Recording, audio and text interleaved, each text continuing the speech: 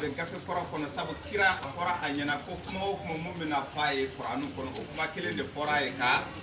cidenw ye ka kɔn donc kuma nin bɛ segin ka na di a ma donc n'i b'a fɛ ka salamu aleikum de ye alikuranu kɔnɔna na e bɛ a ta Genèse kɔnɔ Genèse chapitre joli chapitre 43 aya 23 salamu aleikum de a ko ni o ma e wasa i bɛna juge ka kitabu kɔnɔna na ni o ye kiiritigɛlaw ka kitabu kɔnɔ juge ni ye juge ta i bɛ sin ka a aya a b'a chapitre 19 ta n'i y'a chapitre 19 ta i bɛ sin ka aya 20 sɔrɔ salamu aleikum a bɛ o fana kɔnɔna na salamu aleikum a nana Daniel fana ka gafe kɔnɔna na Daniel ni ye kira kabakoma tun de don ale bɛ sigo i ye sigo dɔn cogo cogo e t'a dɔn ni Daniel ani Yusufa olu ka kibaruya dira aw ma sigo sira fɛ n'o ye min f'i ye o de don dɛ ɔ Daniel nin tun ye nabi ɲuman ye a ka gafe kɔnɔna na sabu a fɔra ko cidenw caman nana gafew dira olu ma o bɛ fɔ i ye kɔnɔna na donc o Daniel n'i y'a ka gafe dayɛlɛ a chapitre 10 i b'a ta aya 19 salamu aleikum a nana ye a ko n'i ye alikoranu i bɛ to an bɛ bɔ tawrata kɔnɔna na sisan an bɛna nouveau testament kɔnɔ ne bɛ wele ko linjil n'an nana a kɔnɔna na an bɛ luka ta n'an ye luka sɔrɔ an b'a chapitre 10 ta a aya 5 salamu aleikum a nana o kɔnɔna na a ko o ma e wasa e bɛ taa Yohana ta Yohana 1 Yohana 2 Yohana 3 Yohana 3 gafe dɔ bɛ 1 ans 2 ans 3 ans évangile kɔnɔna na n'i ye 3 ans ni ta ale chapitre ye kelen ale aya bɛ 15 aya 15 na salamu aleikum a bɛ yen a ka to ka ɲɔgɔn fo ni salamu aleikum ye a b'a fɔ i ye k'a ka to ka ɲɔgɔn fo ni a ye kɔrɔna kɔnɔna na n'i bɛ fɛ ka salamu aleikum ye i bɛ sin ka taa a aya joli ta kɔrɔna sura 6 ni o ye baganko a aya joli aya 50 ani aya 4 salamu aleikum a nana o kɔnɔna na a ko n'aw bɛ don ɲɔgɔn ka sow kɔnɔna na ko f'aw ka salamu de naamu gɛlɛya min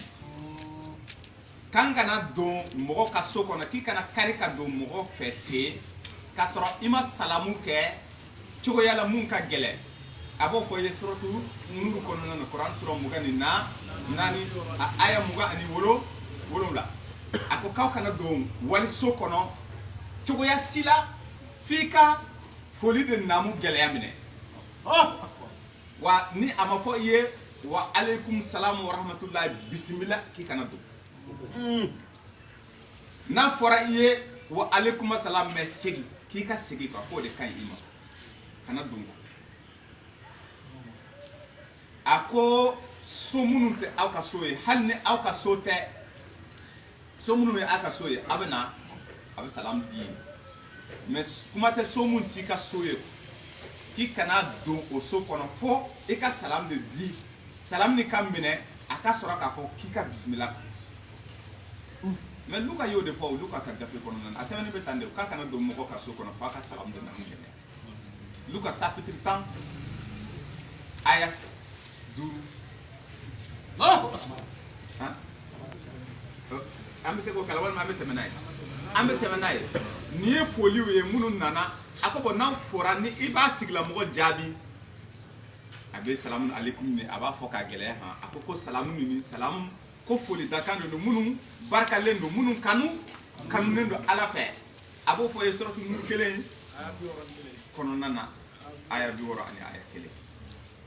ko foli de don salamu aleikum wa rahmatullahi wa barakatuhu yes a ye rahmatu fara kan a ye barika fara kan mais kɔrɔna sura 6 bagan kofɔ sura aya 54 a danna salamu aleikum mais ko n'a fɔra aw ye salamu aleikum k'aw ka foli segin a tigilamɔgɔ la cogoya la mun cɛ ka ɲi ka tɛmɛ foli fɔlɔ kan a b'o fɔ ye kɔrɔna sura 4 musow ka sura aya bishegi aya bishegi ni woro ko do aya bishegi ani aya woro jati ako ola ebe barka faraka ebe nema faraka wa assalamu alaikum wa rahmatullahi ta'ala wa barakatuh kon ni ma se ka rahmatullahi ta'ala wa barakatuh faraka kika foli fola ni de i fora cogo mina doro kiko o nyumana doro sidan kika fo wa assalamu alaikum wa alaikum salam donc ni kuma kan nunu nana ka an kala akobo ni kuma kan nunu fle ni ne ala de ya la nyine aka tuka a fofo nyogoma mugo ta don ni ala ka kisi be na boli mamunka e ka salam be se ka mado kisi ko afara ye ko a mogo jonde be fo ko limana jondoro an damani o te kuma nte cede mamunte ala ko yere karama ko kika ikanga o foni salamun alaikum abi Quran surah même Furqan Faranfasiya surah aya bi orane aya saba asebene be hal ni mamunte ala ko la kika fo ni be tami ba fo ko salamun alaikum ala ka kisibe aw kan ko na ya ale ala ja ko karmo ke ko ala be atigla mo ko kisidu na ya ja o tawle donc ambe bela jelen fo ni polita kan mogo munu be mali kono shaidu munu yan soro ani shaidu munu be mali kono nana ani shaidu munu be mali kokan ani limana jon ani mogo munu te fe yere kalam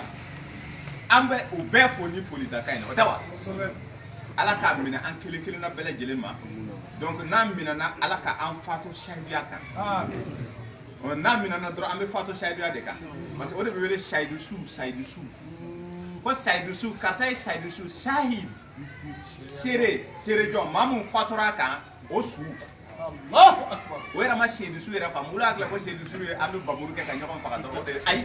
ibe ke shahidu de rabbana amana bima anzalta wattabana rasul famuna mashahidi o shahidu de awye ulli man leno ni gafe ala e munu jigi note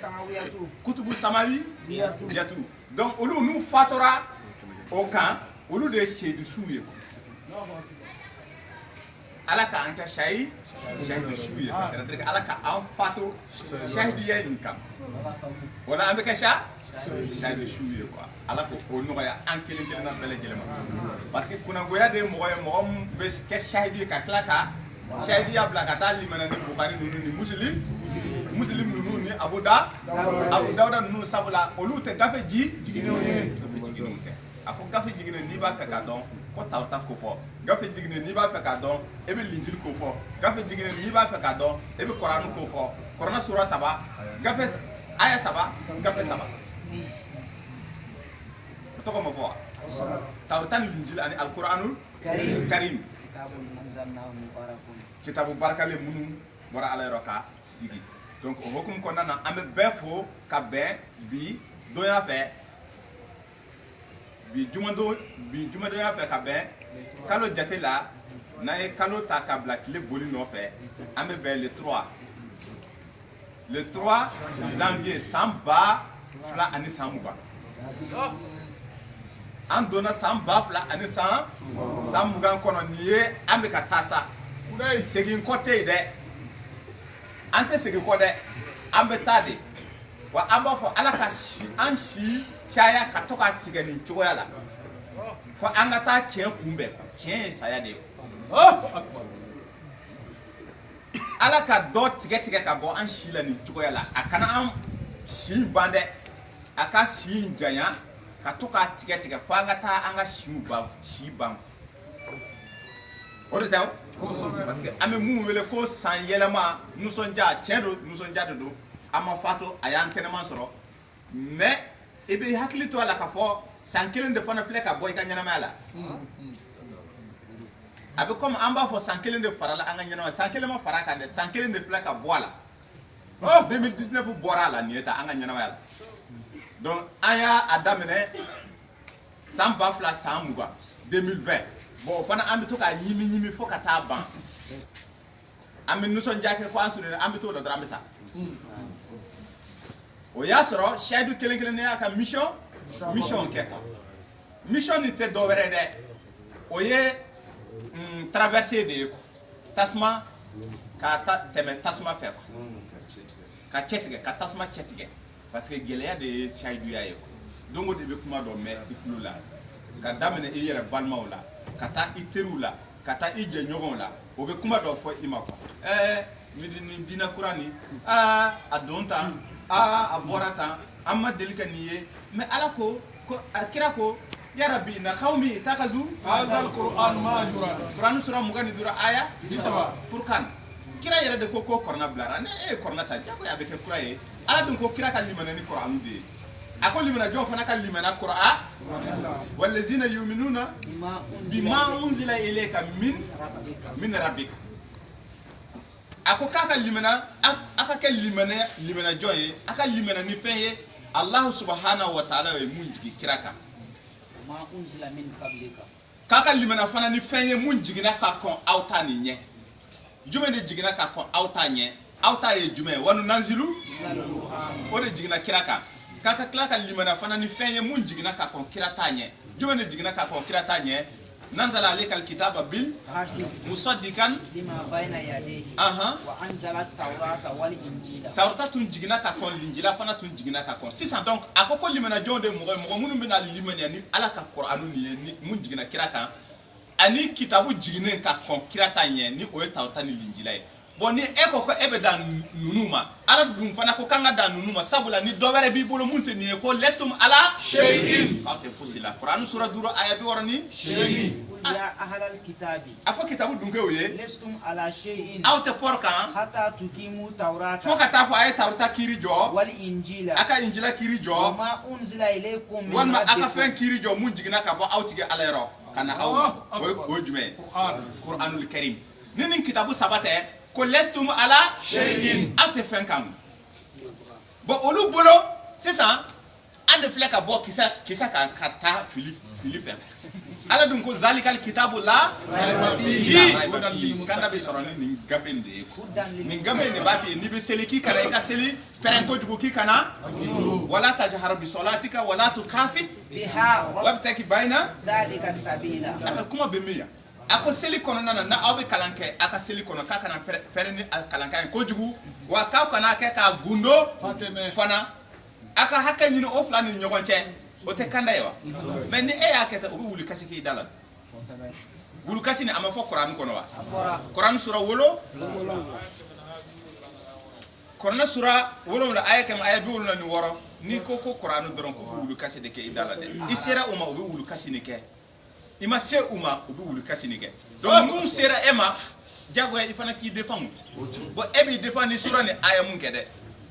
kana se ko la de o de jihadi ni ko o de jahanama kono te dongodo bi autora ni kuma nunu ye dongodo ala je dongodo o dawa abo ala ka anke mogo munun be sabali ka fara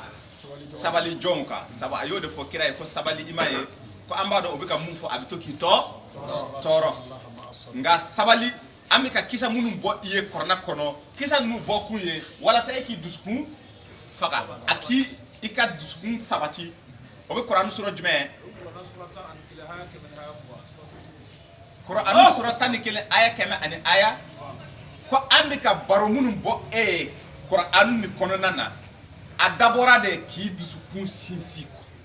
ka baski dima ika sabali sabula Dauda ka kisa do fleni Dauda era ka gafe kono nana suratu sa Qur'an sura bisaba ni shegi aya tan wolonla ako yala ko ema Dauda ka kisa sorowa ko Dauda tun kera cɛ gɛlɛn atun sabali fara a yɛrɛ kan ko atun bɛ ala bato cɛ gɛlɛya kɔnɔna na ko amina nunu n'a ɲɔgɔnna ka baro bɔ i ye a b'a f'i ye ko o ye dɔw bugɔ a b'a fɔ ye k'u ye dɔw fa ko Mamadu Lamini k'u ye kira ngalontigiya ka kɔn e ɲɛ o fana o bɛ ka e fana ngalontigiya sabali o kɔrɔ donc ni ko seli tɛ gundo maa wɛrɛ tɛ o kɛ i balima de b'a f'i ye ko non ko bɔ an da la dɛ ko nin ye mun tilegan dere diinɛ ye tilegan dere diinɛ k'a sɔrɔ a yɛrɛ bɛ mun na a yɛrɛ t'a dɔn ye a wolola ka mun sɔrɔ n'i ko hey a to yen na ala ka ayaw ma n'i y'a wele ka na ala ka aya ma a b'a fɔ wallahi ne bɛ to n fa kɔrɔta la sa i fa kɔrɔta ka ɲi kuma bebe mais uta auto yi halni aw ma se uma donc anga sabali o koro anga na to kata u baga uma mais nous nana baga ama anga wuli nu ni ayaye odun se kata fa ka keka kala ko ikra ala ka kala no ya an kele na bele jili bo amanche siri o kala de la wala sa anga se ka loni soro na ye sura ni aya amba mbamba sura ni aya de la koy na ma sura ni aya ni soro dra atenya sabu o sura ni aya de be kuma ba andi wu cheko bon d'accord problème fo sitala abeka auta gundo dalu dumen de bi bolo parce que dalu bi bolo ntala ka bo ala ka kuma na ko na ya soro kuma mun bi bolo o fana ala ka kuma e ni kuma wala de bi bolo ka soro ala ka kuma te ça veut dire que o kuma ka sani ala ka kuma e ala ebe so o mawa ni bi so o ma ebe te meni ita ni bugari ka kuma ka sani ala ka aya ni muslim ka kuma ka sani ala ka aya mun ye la ka dari kono ko kira bi seli gundo la ka dari kono yo mun ye ala dun ko kira kana seli gundo o kitabu flani ñogon ci la sisan jumen de be e bolo bala ni la ka dari de bi bolo donc la ka dari ka sani qur'anu ye iman kante ka yala ka fo korna ka bomble o e tachien ya ani nafiki ya ani fasiki ya ye kana o fo ble afo ko la ka dari de ka boni qur'anu ye e be tamane ka la ka dari ye na sabetara ka fo korna de ka bombo korna de kima ko bo sunti ke sufe pourquoi e dum be sunti ke klebi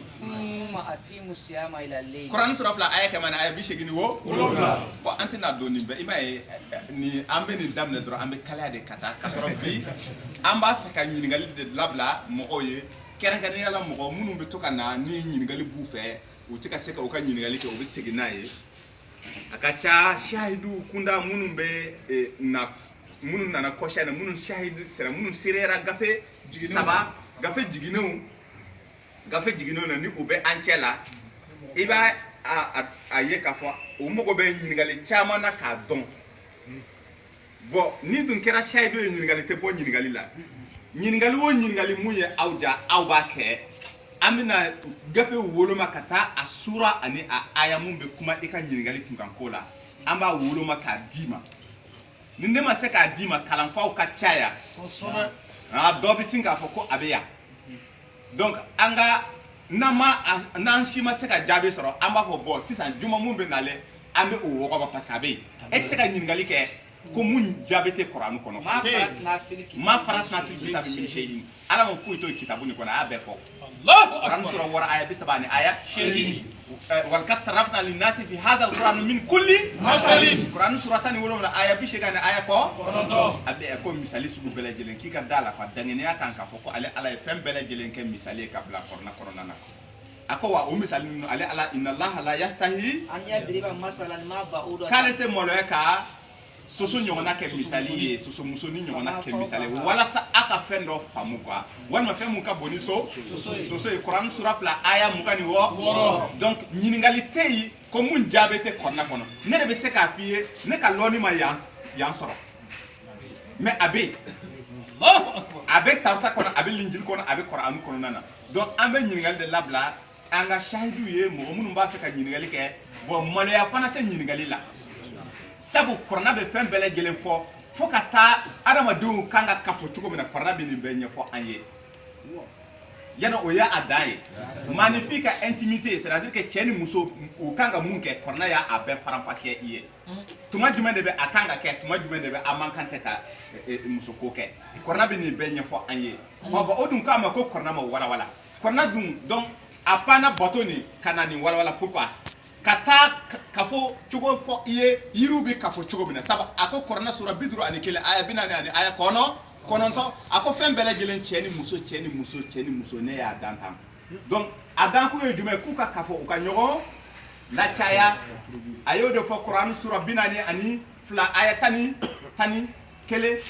de te tani kele ako ko ne ala e fembele jelen ke fla we kata fembe fo kata bla bagauna mun ko so aka nyogon wolo ka chaya ka fo nyogon ya sira fe ama fo tama Quran sura binani ani fla abe ayatan kilinde la otawa but donc 600 fendo be aka fo nyogon obi ka fo chugo mina abi saka ke kaba ko e bolo parce que itaye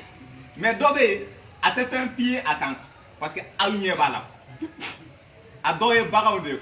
fali nunu obe o bɛ kafo cogo min na bɛɛ mɔgɔw b'a ye cɛ tɛ wulu ninnu bɛ kafo cogo min na mɔgɔw b'a ye mais e bɛ se k'i yɛrɛ ɲininka yiri ninnu o bɛ kafo cogo di o dun cɛ ni muso de bɛ olu la o bɛ kafo cogo di gili de fɛ wa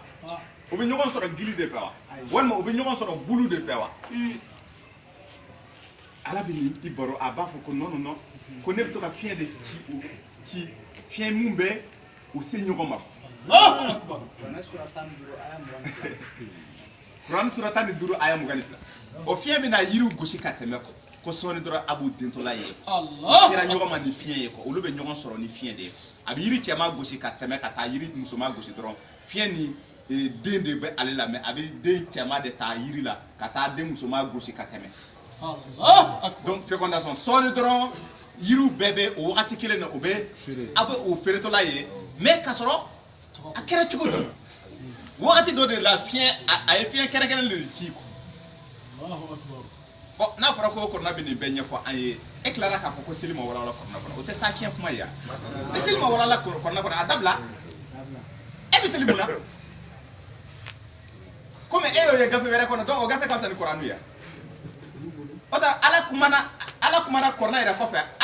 ala ka kuma bɛ a ka kuma de kɔnɔna na ala ma kuma kɔrɔna kɔfɛ a ma kuma ni cidenw ye gafew kɔfɛ kira musa filɛ nin ye kuma ma k'a fɛ tawrata kɔfɛ fo a fɔ mɔgɔw ye tan mais ka sɔrɔ a tɛ tawrata kɔnɔ ayi nabila isa a cira ni gafe mun ye o ye linjila de ye a ye a ka laɲini bɛɛ fɔ musa ye linjila kɔnɔna na nabila isa ye linjila kɔnɔna na mais linjila kɔfɛ a ma fɔ isa ka nin fɔ mɔgɔ ye nabila isa cira ni linjila ye a ko mun lamini fana an ye e kɛ ciden an ye kitabu jigin e kan ka fɛn bɛɛ fara nanzalna wa nanzalna alayka alkitaba tibyana likulli shay'in kitabu filɛ ka jigin e kan kitabu nin bɛ fɛn bɛɛ lajɛlen de walawala i ye fɛn bɛɛ kuranɛ sura 16 aya 80 ani aya 9 o kuranɛ kɔfɛ ala m'a fɔ kira ye tan quoi k'i k'a fɔ mɔgɔ ye a ma kɛ ten bon kira dun ka kuma yera kuranɛ kɔfɛ mun tɛ kuranɛ ala dun ko n'a tun ye fɛn wɛrɛ fɔ mun tɛ kuranɛ ko ni ala tun bɛ kira kantigɛ kuranɛ sura aya 47 ka taa bila aya 47 ko ni kira tun ye fɛn wɛrɛ fɔ mun tɛ wahayi ye ne ala tun bɛ kini bolo kɛ ka ala kira minɛ a kan fasa juru ma k'a kan fasa tigɛ k'a bɔ a la ko foyi tɛ yen mun bɛ se ka o bali o bana o ne b'a komi kira kɛra ladiri ye kira yɛrɛ y'i kali ko ni kuranɛ tɛ ale ma fɛn wɛrɛ kɛ ka mɔgɔw bagabaga kuranɛ sura 6 aya 19 ala ye ale seere ni kuranɛ tɛ ale ma fɛn wɛrɛ kuranɛ de wahira ka di ale ma ale ye kuranɛ de kɛ ka maaw baba a ma ban n'a nana fɔ an ye ko kira ka kuma wɛrɛw bɛ yen tuguni mun tɛ kuranɛ ye o de kosɔn ala ko lesuma ala shay'in ni tawrata ni linjila ani alkuranɛ kɔfɛ aw tɛ fɛn kan aw tɛ fɔri kan fɔri donc an bɛ ɲininkali labila fo ka taa bi bɛɛ an bɛ ɲininkali dɔrɔn de kɛ ɲininkali sugu bɛɛ ɲininkali dɔw jaabi c'est vrai ɲininkali dɔw jaabi ka jan mais an b'a essayer ka parce que ɲininkali tɛ se ka kɛ ko fo an ka farafasiya dɛ an bɛ dɔ fɔ ka dɔ to o fana tɛ se ka kɛ dɛ masha Allah donc kuma bɛ e b'i tɔgɔ fɔ voilà k'ale tɔgɔ Ibrahima Sidibe Ibrahima Sidibe bɛ fɛ ka ɲininkali kɛ n bɛna segin i ka ɲininkali kan parce que n ka surun enregistrement la ale b'a fɛ ka danfara de dɔn kiraya ani nabiɲumanya ni ɲɔgɔn cɛla la kiraya ye mun ye nabiɲumanya ye mun ye a b'a fɛ ka danfara de dɔn o fila ni ɲɔgɔn cɛla la nabi ɲuman a b'a fɔ ko ya ayyuhan nabiyyu balliku ya ayyuhan nabiyyu a ko inna arsalnaka shahidan a ko an ye e kɛ ciden ye mais nabi ɲuman ye jɔn ye kunnafoni duman dibaga ko c'est-à-dire ale donninen don kunnafoni ɲuman na mun bɛ kibaruya sɔrɔ a bɛ kibaruya sɔrɔ ka bɔ ala yɔrɔ o information stockelen don ale la a bɛ ale la maintenant o information a b'a a yɛrɛkɛ o yɛrɛkɛli de ye cidenya nin ye a ko kuranɛ sura 33 aya 45 ako ye aye ya ayyuhan nabiyyu de fo anye eke chide mais o chide e beta korno soro duruta aya bi wora ni wolom la aba fo kira ye abi kuma ni yerema ya ayyuhar rasul rasul adoni nondo kuna foni de la mais kuna foni ne nabi nyuma yae quoi kuna foni duma de wele nabi kuna foni duma ni nyubaka a nyubaka o de wele nabi nyuma mambe kibara soro kibara duma aba fo maintenant na ba fo o de rusulu ni chikan ye chikan de ba ale la chikan duma aba la c'est quoi o la c'est de wele chikan bataki risala chikan risala bataki ne aba la c'est afamna donc obetani nyogoye donc o de koso ab tuka fo aye ni surtout maryamata aya bidru ani aya kele aba damene depuis kele na abe musa wonu ka tubara dima abe haruna nu fo iyeko abe idrisa nu fo iyeko abe ismail nu fo iyeko aba fo iyeko anyu ken nabi nyuma ci dewu nabi nyuma do ci dewu do nabi nyuma do ci dewu shaydu kulwa shaydu kulwa do tundo do shaydu ko siralendo ni feye ala e munjiki donc kuma ka mun dira uma o de nabi nyuma ya de ko nabi nyuma ya mais nabi jugu ya fana be nabi jugu ya be nabi jugu ya be ci den jugu fana be les faux prophètes a flafla de do les faux prophètes avec l'injil kono nana les faux prophètes anana Qur'an kono Qur'an sura wora aya keme ani tanfla Allahu akbar olu fana nabi olu de nabi nyuma de olu be nabi jugu kuna funi jugu di baga wa olu de kacha malila ya Allahu akbar sibe alame olu de kacha Algérie olu de kacha Maka olu de kacha Madina olu de kacha Rome olu de kacha dien fam befe nabi jugu ci kan jugu di baga information de be olu la a stocker le be olu la nabi nyuma nabi jugu ya kuna foni jugu de stocker le be ula o ba la set be ci kan di ako wakazalika ja'alna li kulli nabiyyin alamede aduwan sayatinal insi wal jinni kuma lamede ako nabi nyuma ayaye ako nabi nyuma kelen wo kelen jugu wulila c'est-à-dire que a nyona wulila mais aba contrôle de la donc nabi nyuma te ko nabi jugu de don ka bo jonna sayatinal insi ka bo jina setanu na wal jinni ani adama de setanu de don ka bo adama de setanu ka tabla jina setanu la yuhi ba'duhum ila ba'din obi wahyu kira wahyu de te di umawa wa ma yantiku anil hawa in huwa illa wahyun yuha Quran sura bidru ani saba aya nani donc ala ka chika nyuma de ko mais olu ka chika ni ama bo ala yoro de mais olu fana be ko in kono na ala ka dina in kono o fana ye jugu de mais jon jugu de do nabi nyuma jugu de do donc ala jugu de do olu fana bu yere ken nabi nyuma e kasoro nabi jugu de do wa be chika de fana di chogodi yuhi ba'duhum illa ba'din obi wahyu de keke ka didi nyokoma karsa de ya mene ne ya mene karsa fana de ya mene karsa de ya mene aya sebe aka gafe kono nana kasoro kiraw fana nana ni gafe de mais kiraw ka gafe o wahyu de o ka gafe nu to fo lendo tawrata ko fo Musa ko fo ale de wahyu soro ka bla tawrata kono nana ako nabi Isa ko fo nabi Isa e wahyu de soro aka kitabu to ko injila ako mo lamine chide de nabi nyuma ya anana ni kuna funi duma yeko kuma bi ka famu kitabu jigina ka ni wahi sira aka kitabu to Qur'anul Karim mais mo ta malika bara jawfe chide ne do la ka dari tigi jonde ya chi mais la ka dari ko la ka dari ka munde fo ko ala ko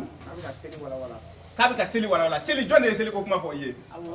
ala de ye seli ko kuma fɔ i ye quoi k'i ka seli jɔ ale ye wa aqimu salata li zikiri k'i ka seli jɔ ne ye walasa seli jɔ ka kɛ hakilijigi e n'i ma cɛla la kuranɛ de m'o f'i ye kuranɛ sura mun kan aya 14 wa o tɛ yen wa bon olu ko o seli kɛcogo a lamɛn k'i ka ni wulila sura 5 aya 6 k'i k'i ɲɛda ko i k'i tɛgɛ ko ka bila ɲɔgɔn na i k'i kunkolo ma se i k'i sen ko o de tɛ ala ka wahyu nin ya mais lakadari kɔnɔ mun de bɛ yen k'i da de kujukuju k'i ka ji don i nun na i ka ji don i kulo la o de tɛ wa o wahyu jɔn de y'a d'a ma a y'a minɛ mɔgɔ dɔw de la a ma kira ye a tɛna kira yɛrɛ ye a lamɛn dɛ mais a ko kira de ye k'a yera kira la mais ale ma kira ye a y'a mɛn dɔ de da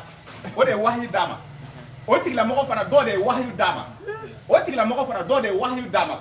u fana bɛ ka cikan de fɔ ala ka diinɛ kɔnɔ k'a sɔrɔ a ko k'ale ala ma wasa diinɛ kiiri dili ma wa kuranɛ sura jumɛn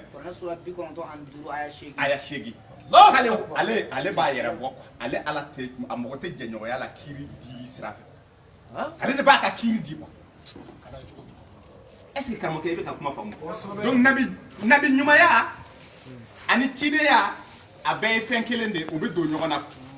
mais maa dɔ bɛ se ka kɛ nabi ɲuman ye k'a sɔrɔ ciden tɛ Allahu akbar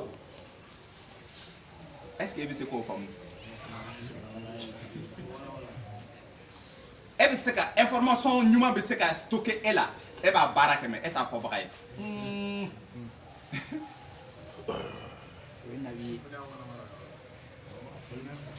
nabi ɲuman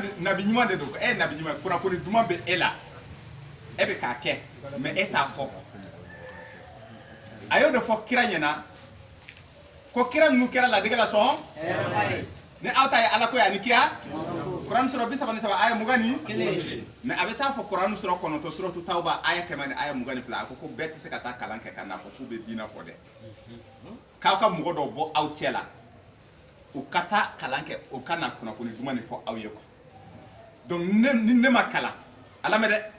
n bɛ mɔgɔ lamɛn mɔgɔ min taara ala ka kiiri kalan a ma taa bugari kalan dɛ a ma taa muslim kalan dɛ a taara tawrata ni linjil ani kuranu de kalan a bɛ na a b'a fɔ ne ye ko ala ko tɛ ala ko tɛ n b'o information stocké n yɛrɛ la n b'a minɛ quoi donc n b'a a baara kɛ donc ne ye nabi ɲuman ye quoi mais bon ne tɛ se ka ci lase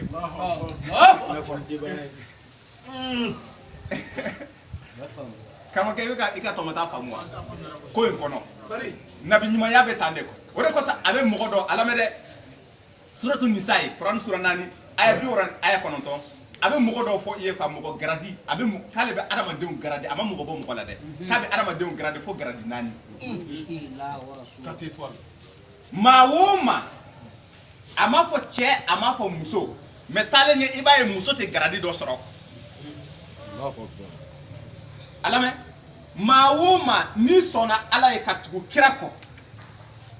ko ne bɛna aw fara maaw kan kiyama don jɔn nabi ɲuman la nabi ɲuman ka garadi a ko n'i ma nabi ɲumanw ka garadi sɔrɔ i bɛ nabi ɲumanw dɔn wa nabi ɲuman fɔra i ye quoi ale soit a ye cikan yɛrɛ de sɔrɔ cikan sɔrɔbaga de don a b'a lase a b'a mɛn a b'a lase a b'a baara kɛ mais dɔn in cikan dɔrɔn de dira a ma ale ta comme a ma kalan a b'a baara quoi mais a tɛ se k'a lase olu nabi ɲuman ala bɛ ko mun dɔrɔn a mago b'o de la a mago foyi tɛ tɔ la ko olu ka garadi o ye kiraw ka garadi de ye quoi a ko mɔgɔ wɛrɛw bɛ yen olu bɛ wele ko tiɲɛtigiw tiɲɛ ko tiɲɛtigiw ka garadi bɛ yen ni e ma nabi ɲumanya ka garadi sɔrɔ a bɛ kɛ tiɲɛtigiw ka garadi ye ni e ma o sɔrɔ k'i bɛ kɛ suhada ye o ye martiri mɔgɔ minnu binna ala ka sira kɔnɔna na donc aw bɛɛ normalement an bɛɛ ye o garadi normalement o garadi déjà a b'an na ani mɔgɔ ɲumanw olu sigilen bɛ yen mɔgɔ ɲumanw bɛ yen a lamɛn o nabi ɲuman minnu tɛ ci fɔ t'a sɔrɔ cɛkɔrɔba dɔ de don depuis a ka denmisɛnninya ale y'a ala ko ɲɛɲini ala ko a b'a lamɛn a b'a baara a da tɛ ko la n'a ye fɛn sɔrɔ a b'a di mɔgɔw ma mais ale tɛ kuma olu mɔgɔ ɲumanw bɛ yen n'u ye dugawu k'i ye a bɛ minɛ Allahu Akbar o bɛ yen donc garadi ye 4 de ye mais muso bɛ se ka kɛ mɔgɔ ɲuman ye a bɛ se ka kɛ shahidisu ye shahidatu mais a bɛ dan sidikin de la a tɛ kɛ nabi ɲuman ye e bɛ dalu jumɛn de bɛ o la Kurani sura 3 aya 40 ani aya 2 a ko ne Ala ye Mariyama an ba Mariyama kafisa fisaya ni diɲɛ maa bɛɛ ye diɲɛ maa bɛɛ ne an ba Mariyama de fisaya n'a ye mais a bɛ a ka garadi d'i ma Kurani sura 5 kɔnɔna na aya 75 Allahu Akbar diɲɛ musow bɛɛ suratul Al Imran Kurani sura 3 aya 42 Mariyama kafisa ni diɲɛ musow bɛɛ mais a bɛ taa a ka garadi d'i ma puisque ale de ye musow la kɔ da